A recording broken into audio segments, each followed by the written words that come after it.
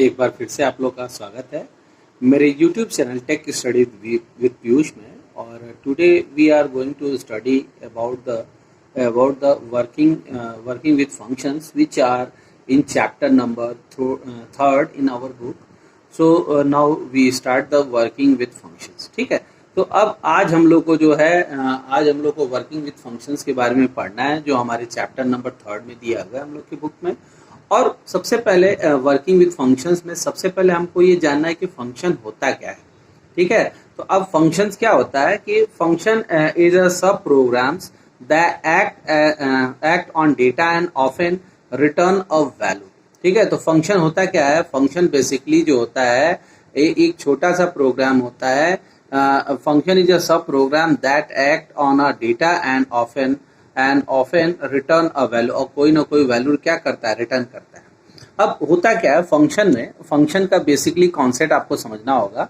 कुछ बच्चे जावा पढ़े होंगे, वो जानते भी होंगे, और जो जावा नहीं पढ़े हैं तो उनके लिए एक सिंपल सा कॉन्सेप्ट हम बताते हैं। जैसे हम लोगों ने क्लास फर्स्ट ईयर में POW फंक्शन यूज किया था। ठीक है, SQRT फंक्शन यूज किया था। प्रिंट भी एक फंक्शन है। प्रिंट जो हम लोग यूज करते हैं वो भी एक तरह का क्या है? फंक्शन है। हम लोग इंट यूज करते हैं, INT, ये भी एक तरह का क्या है? फंक्शंस है। तो इस तरह के बहुत सारे छोटे छोटे फंक्शंस जो हैं हम लोगों ने यूज किया है, और उनके बारे में हम लोग इस चैप्टर में स्टडी करेंगे। वर्किंग विद फंक्शंस क्या होता है। ठीक है, तो अब फंक्शंस के बारे में भी हम लोग जानेंगे कि फंक्शन बेसिकली होता क्या है।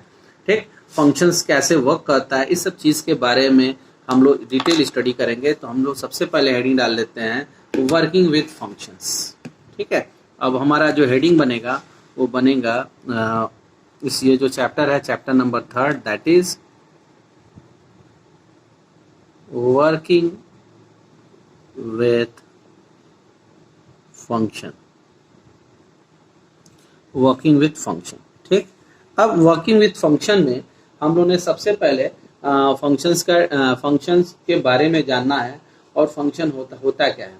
ठीक है, तो हम लोगों ने देखा कि function is a sub programme.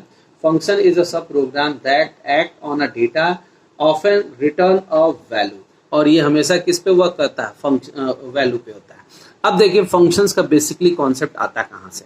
ठीक है, अब देखिए फंक्शन क्या होता है कि फंक्शन का जो बेसिक डिफिनेशन होता है, the function is a group of small program that are designed to perform a particular task,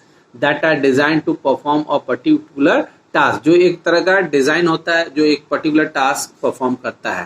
ठीक है, तो अब सबसे पहले अब हम लिखेंगे फंक्शन का डिफिनीशन। तो हम लिखते हैं function is a small group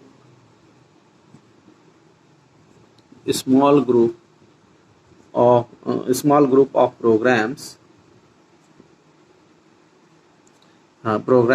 comma, that are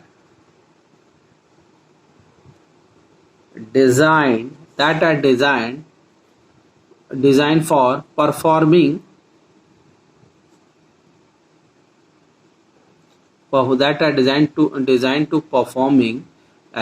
performing a particular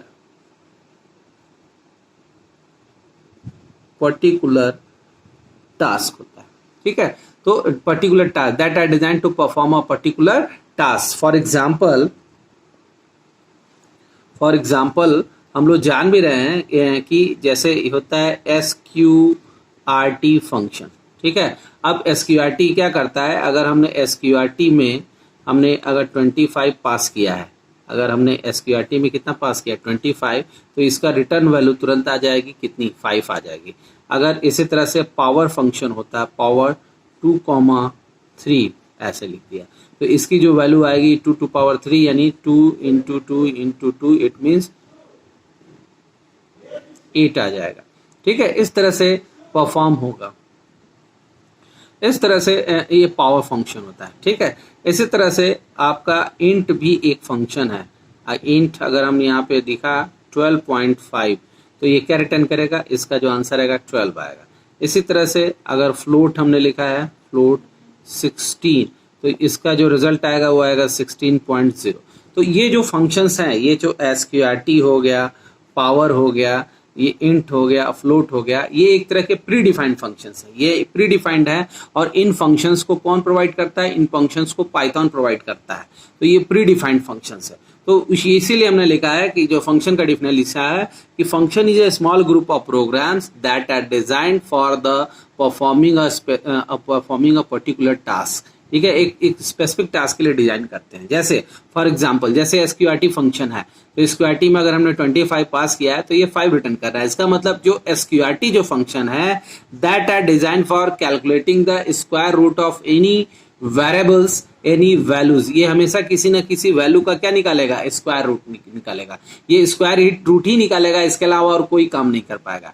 ठीक है, इसी तरह से पावर फंक्शन POW क्या करता है? ये एक्सपोनेंट में लगता है 2 to power 3, यानी ये 2 का पावर एक्सपोनेंट करेगा। या इसका अगर हमने लिखा पावर x, y, इसका मतलब x टू द पावर क्या हो जाएगा? y हो जाता है, यानी ये पावर में ले जाता है। इंट, अब इंट फंक्शन क्या करता है? ये सिर्फ इंटीजर रिटर्न करता है, यानी 12.5 हमने दिया, इसने 12 इंटीजर रिटर्न किया। ये कोई और अदर कोई टास्क परफॉर्म नहीं कर पाएगा। इसी तरह से फ्लोट है, फ्लोट 16 दिया तो 16.0, यानी ये फ्लोटिंग जो भी नंबर पास होगा उसको फ्लोटिंग पॉइंट में क्या कर देगा? कन्वर्ट कर देता है। तो इसी तरह से जो प्री डिफाइंड फंक्शंस होते हैं या जो भी फंक्शंस होते हैं that are design for a specific task and that are design for a specific task for performing a particular task, और ये स्पेसिफिक टास्क के लिए डिजाइन होते हैं। The function is a small group of program that are designed for the performing a particular task के लिए design होते हैं। ठीक है, अब इसी तरह से आप जानते भी होंगे प्रिंट फंक्शन। आप प्रिंट फंक्शन के बारे में क्या जानते हैं? प्रिंट क्या करता है कि जो भी चीज हम पास करते हैं उसकी प्रिंटिंग करता है। इसी तरह से इनपुट फंक्शन होता है। इनपुट फंक्शन का काम सिर्फ इनपुट का होता है, ये नंबर को इनपुट करता है, किसी वेरिएबल में स्टोर कर देगा। ठीक है, तो इस तरह से जो functions are design is a sub program that act on data and often return of value, और हमेशा कोई ना कोई वैल्यू क्या करते हैं? रिटर्न करते हैं। यानी फंक्शन के एक और डिफिनेशन है, function is a group of programs, function is a subprogram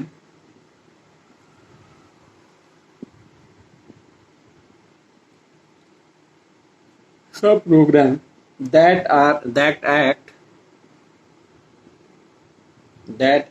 on data and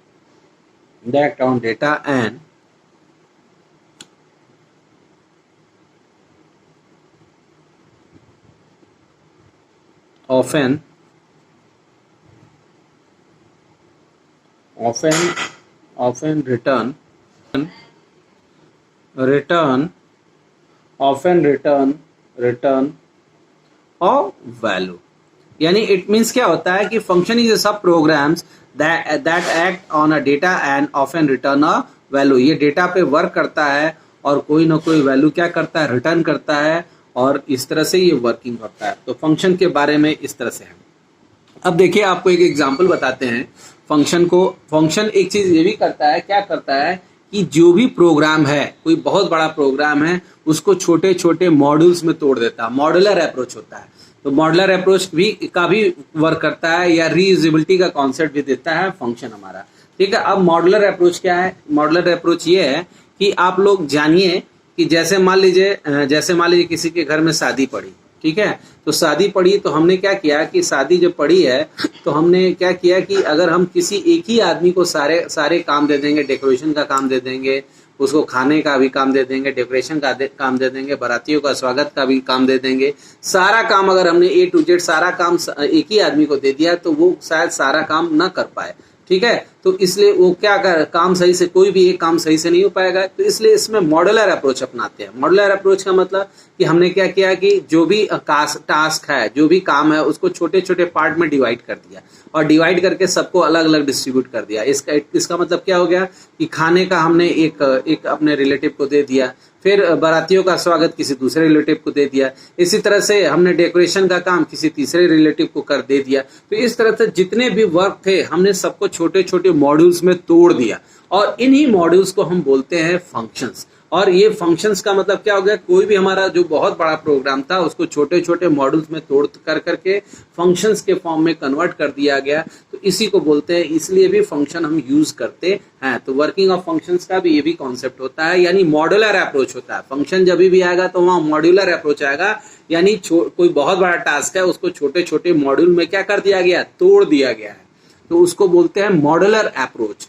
और एक मॉड्यूल सिर्फ एक काम करेगा, यानी इसका मतलब बारातियों का स्वागत अगर हमने एक रिलेटिव को दिया है तो वो सिर्फ बारातियों का स्वागत करेगा, उसके अलावा कोई काम नहीं करेगा। अगर एक रिश्तेदार को हमने खाना बनाने के लिए दे दिया तो वो सिर्फ खाना बनाने से, खाने से रिलेटेड जो काम होगा वो करेगा, उसके अलावा कोई काम वो नहीं करेगा, यानी वो अपने काम में एक्सपर्ट होगा। तो इसीलिए इसमें फंक्शन में भी क्या होता है, मॉड्यूलर अप्रोच होता है। करते क्या है कि कोई बहुत बड़ा टास्क है उसको छोटे छोटे मॉड्यूल्स में तोड़ देते हैं, और वो जो छोटे छोटे मॉड्यूल्स होते हैं उन्हीं को हम फंक्शन बोलते हैं। इसीलिए फंक्शन के डिफिनीशन में हमने लिखा है, अ function is a sub programme. ये सब प्रोग्राम होता है, यानी प्रोग्राम का पार्ट होता है, सब program that act on data, जो डेटा पे वर्क करता है, and often return of value, और कोई ना कोई वैल्यू क्या करता है, रिटर्न करता है। तो ये फंक्शन की वो हो गया। कोई बहुत बड़ा टास्क है, हमने उस टास्क को छोटे छोटे मॉड्यूल में तोड़ दिया और उस मॉड्यूल को अलग अलग सबको डिस्ट्रीब्यूट कर दिया, तो हमारा क्या होगा, टास्क जो है, जो काम है वो बहुत ही कम हो जाएगा, और छोटे छोटे अप्रोच को सबको वो दे दिया गया। यही हमारा होता है वर्किंग ऑफ फंक्शंस होता है। ठीक है, अब आगे हम लोग जो देखते हैं इसमें हमारा एक छोटा सा टॉपिक आता है, अंडरस्टैंडिंग फंक्शंस।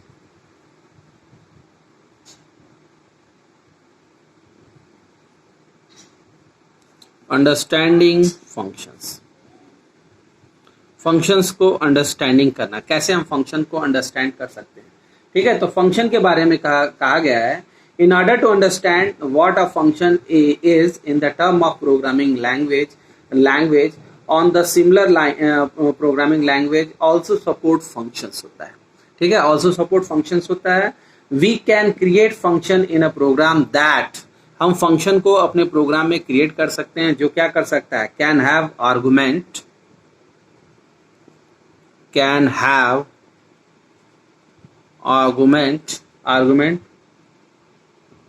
If needed. अभी हम लोग आगे देखेंगे कि आर्गुमेंट क्या होता है। सेकंड पॉइंट होता है, can perform certain functionalities, can perform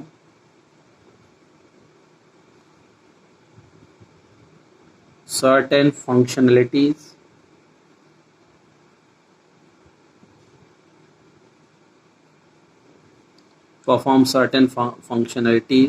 तीसरा होता है can return a result,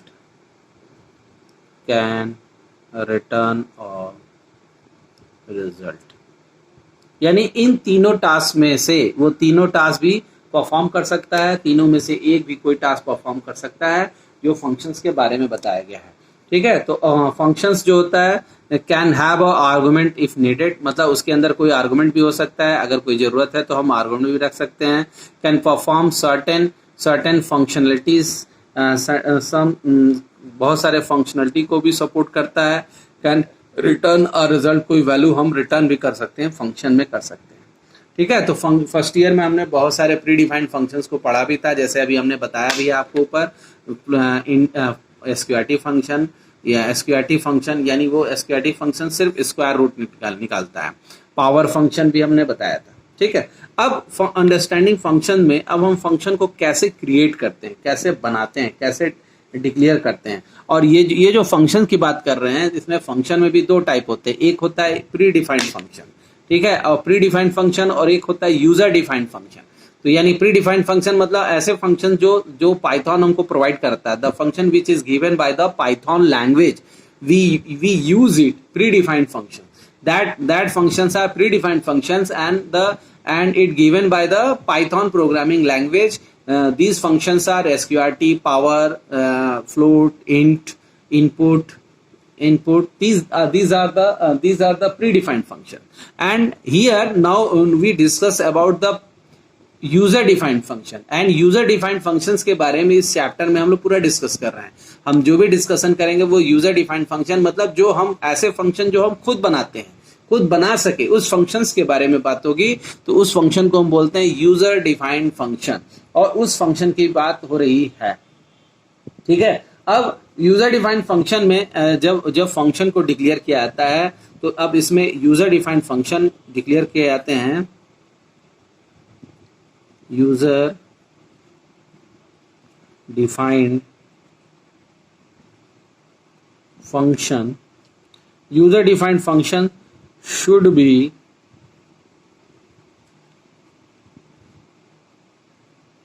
declared as, should be declared as, पहला पॉइंट इसमें होता है शुड बी डिक्लेयर्ड एज। कैसे हम डिक्लेयर करते हैं? Def means of function definition is starting. हम सबसे पहले उसके फंक्शन डिफिनीशन में हम कौन सा वर्ड लगाते हैं? Def, DEF। Def means of function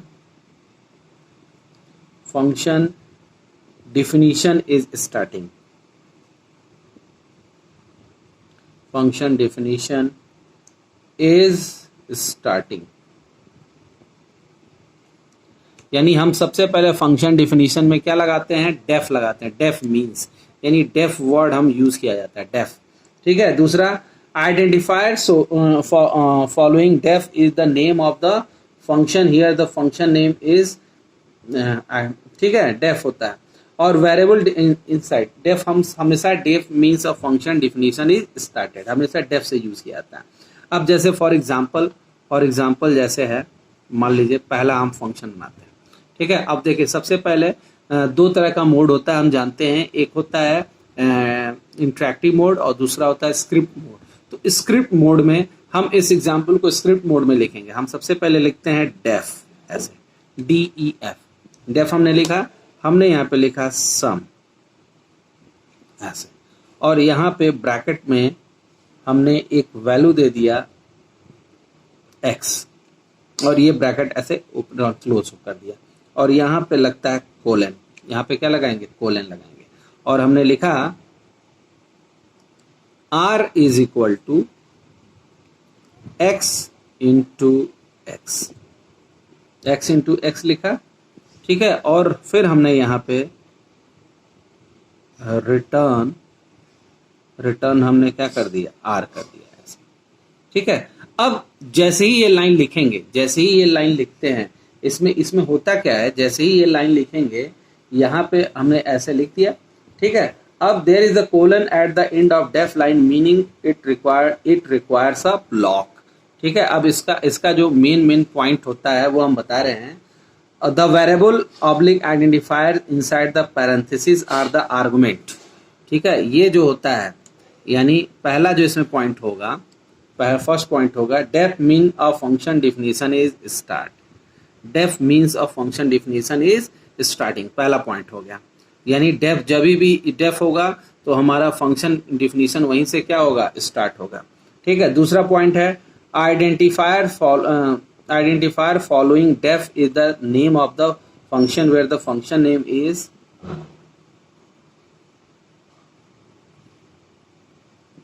identifier following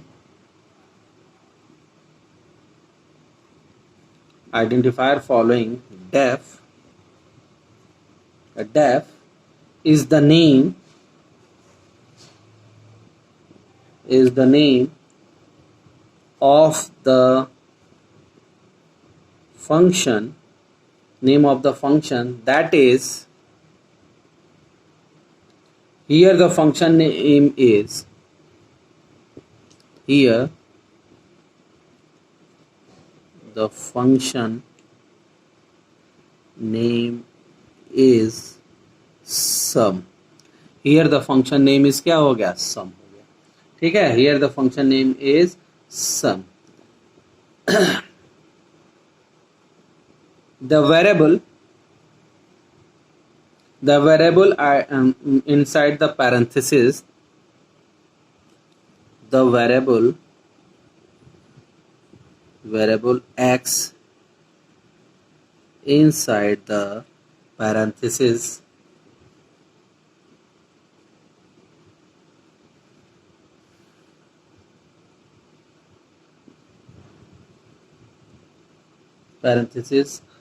are the argument are the argument, इसको हम बोलते हैं और आर्गुमेंट और पैरामीटर।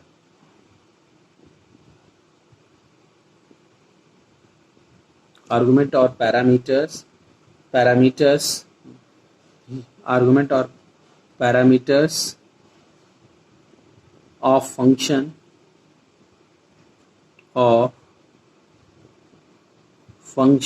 सम। क्लियर? फंक्शन सम, ठीक है। The variable x is inside the parenthesis are the argument और parameter of this function sum होता है, ठीक है।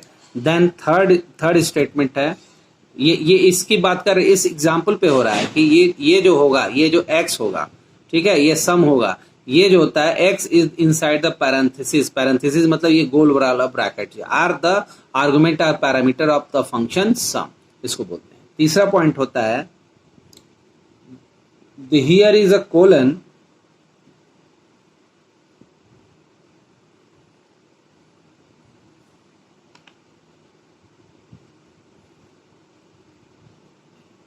there is a colon, ये वाला colon, there is a colon at the end of def line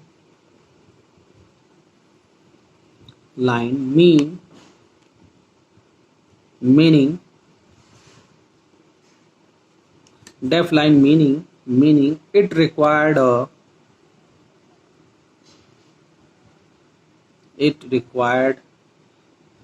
block, it required क्या होगा? Block होगा। तो जहां भी ये कोलन लगा होगा इसका मतलब इसको एक ब्लॉक रिक्वायर्ड होगा। तो इसीलिए देखिए हमने जो इस डेफ फंक्शन, डेफ लिखा है, इसका मतलब ये फंक्शन हमारा बना हुआ है, स्टार्टिंग किया गया और फंक्शन का नाम क्या है? सम है, ठीक है। और पैरेंथेसिस में x पास किया गया है और r is equal to x into x और रिटर्न किया गया है r को, रिटर्न r किया गया है, द स्टेटमेंट रिटर्न किया गया है r को। इसी तरह से the statement indented below the function define the functionality, ठीक है। और तीसरा नेक्स्ट पॉइंट इसमें है the statement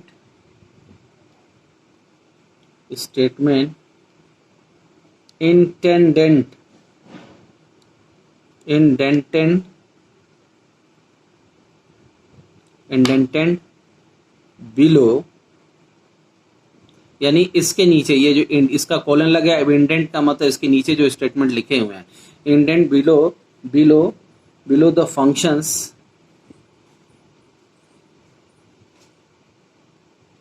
below the function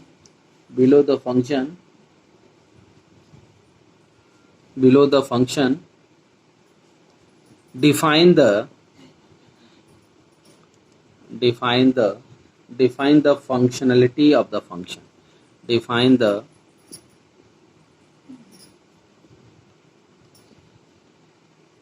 functionality of the function। यानी इसका मतलब क्या रहा है कि जो इस कोलन के नीचे जो इंडेंट में लिखा होता है, ये जो पार्ट होता है, ये जो एरिया है, ये जो पूरा एरिया है, ये उस फंक्शन की फंक्शनलिटी को रिप्रेजेंट करता है। इस कोलन के नीचे का जो भी पार्ट होगा वो उस फंक्शन के फंक्शनलिटी को क्या करता है? रिप्रेजेंट करता है कि वो फंक्शन हमारा किस टाइप का है, क्यों यूज किया जा रहा है, उसका क्या क्या वर्किंग है, उस पर उसको वर्क करता है। लास्ट पॉइंट है द रिटर्न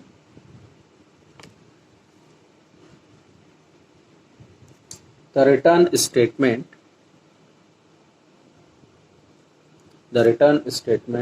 return the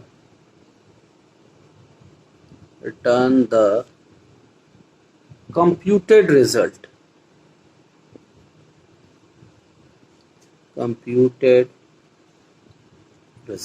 यानी जो कंप्यूटेड रिजल्ट होता है उसको जो रिटर्न स्टेटमेंट होता है वो क्या करता है? रिटर्न करता है। रिटर्न स्टेटमेंट लिखा भी है।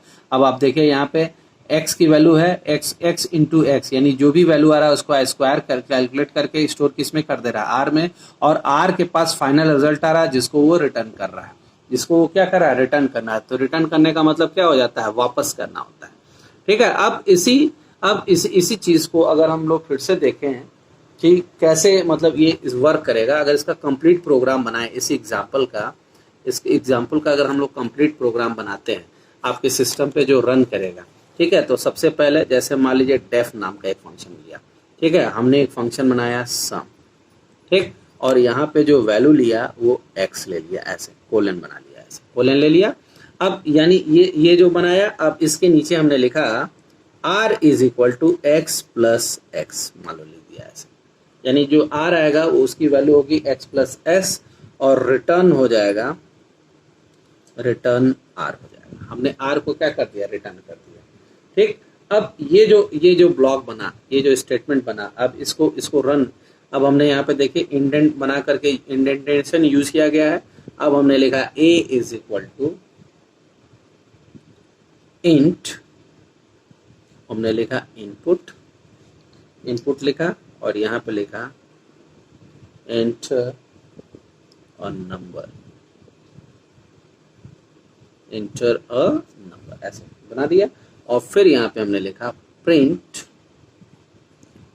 और फिर फंक्शन को कॉल किया सम, और इस फंक्शन में हमने a को पास कर दिया, हमने किसको पास कर दिया, a को पास कर दिया। तो ये हमारा कंप्लीट प्रोग्राम फंक्शन बन गया, ठीक है। अब देखिए इस फंक्शन में कौन कौन सी चीजें क्या हैं।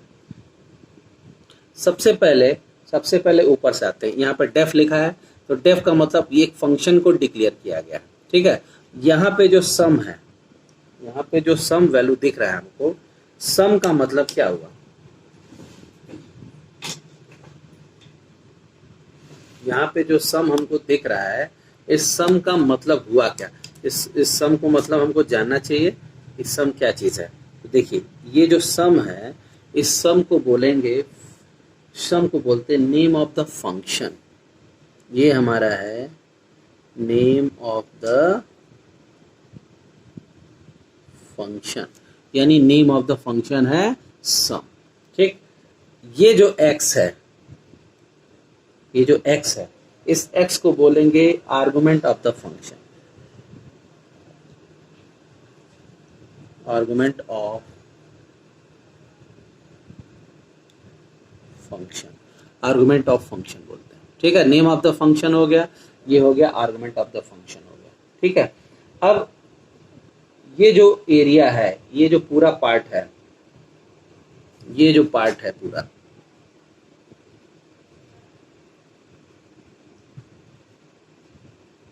ये जो पूरा पार्ट है, इस पार्ट को हम बोलेंगे, ये जो पूरा पार्ट है इस फंक्शन को बोलते हैं, इस पार्ट को जो बोलते हैं इसको हम बोलेंगे डेफिनिशन,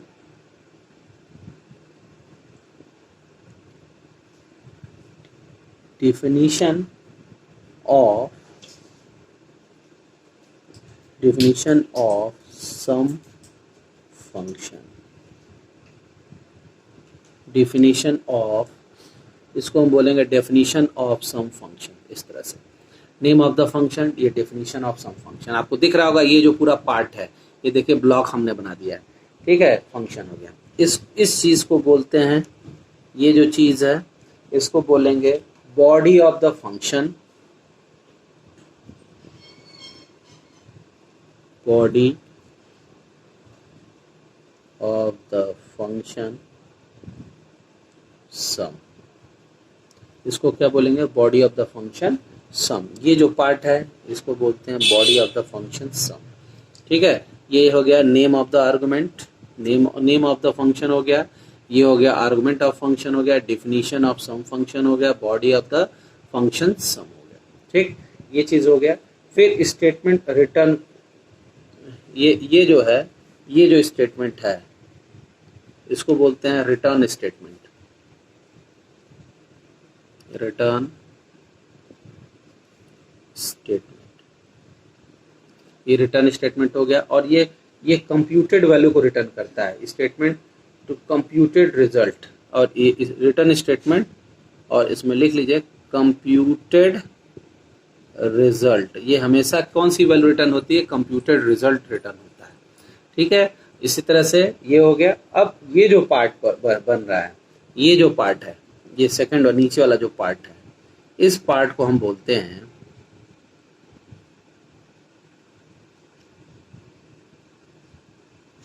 इस पार्ट को हम बोलते हैं, ये जो पार्ट है इसको बोला जाता है, इसको बोलेंगे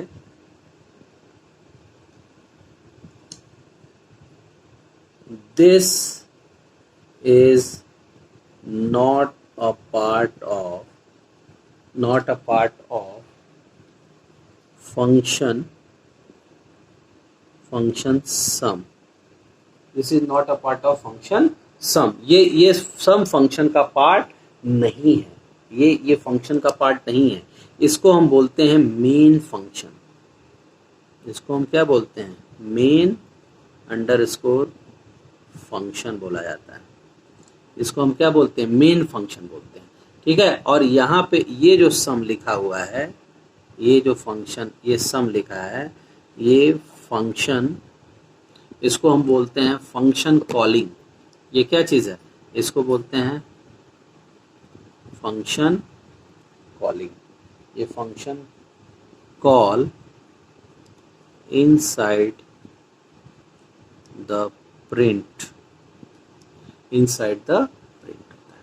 ठीक है। तो इस तरह से आप पूरे एक फंक्शन के बारे में जान सकते हैं, देख भी सकते हैं। नेम ऑफ द फंक्शन हो गया, यहाँ पे name of the function, argument of function बोलते हैं, डिफिनीशन, यानी दो पार्ट होता है। पूरा फंक्शन का जो प्रोग्राम बनेगा उसमें दो पार्ट होगा। एक होगा फंक्शन, ये फंक्शन का पूरा डिफिनीशन होगा, इस पार्ट को पूरा फंक्शन का डिफिनीशन बोलते हैं।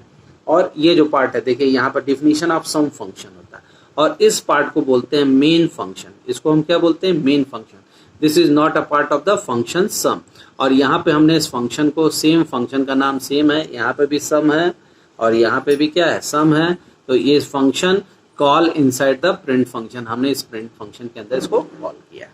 ठीक है। तो आप फंक्शन के बारे में हमने जो बताया है आपको समझ में आ रहा होगा, और इसके आगे के फिर आगे के जो पार्ट होंगे वो फिर हम आपको नेक्स्ट वीडियो में पढ़ाएंगे। आप मेरे वीडियो अगर पसंद आया हो तो सब्सक्राइब एंड लाइक जरूर करिएगा। Thank you so much.